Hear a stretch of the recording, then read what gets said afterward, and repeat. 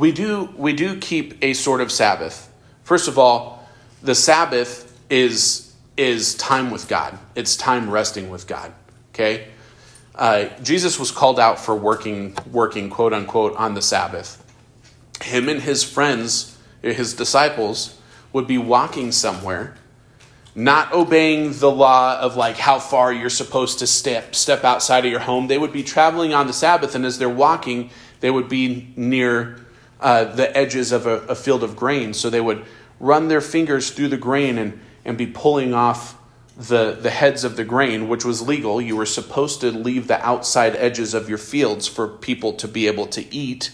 And so they would do this, and then they'd have the little grain seeds, but grain seeds have this kind of paper material on them. So they would be rubbing their hands together to get rid of, kind of break off that paper stuff, blow the paper away, and all you have left are the grain seeds. And then they pop the grain seeds into their mouths. Well, the Pharisees were so attached to these minute little detailed rules that they viewed these guys, Jesus' disciples, using their fingers to pull the grain, to kind of scoop the grain seeds into their hands, and then taking off the grain husk like this. They viewed that as work on the Sabbath.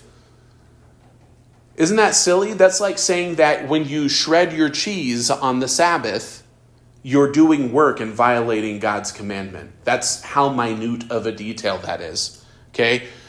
So Jesus told them, listen, I'm the king of the Sabbath, first of all, and I created the Sabbath for man, not man for the Sabbath. The Sabbath was a gift that I gave to my highest creation, human beings.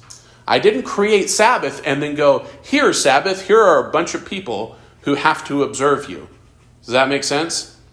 So Jesus kind of corrected the idea of the Sabbath, but it's still very important to take time to rest, because God knows we need to rest. We can't work all the time. And it's important that resting in the Lord is a part of that. That when you rest, you're praying, you're giving up the stresses and the concerns of the day, you're giving those to Jesus, and you're reading his word, and just as you're giving to Jesus all those things, he's giving back to you his word, right? That's our Sabbath as Christians. And the early church actually, from the day of Pentecost forward, the day that was observed as the day that we gather together and worship, that became the Lord's Day, and that's Sunday, the day that Jesus resurrected from the dead. Does that make sense? Okay.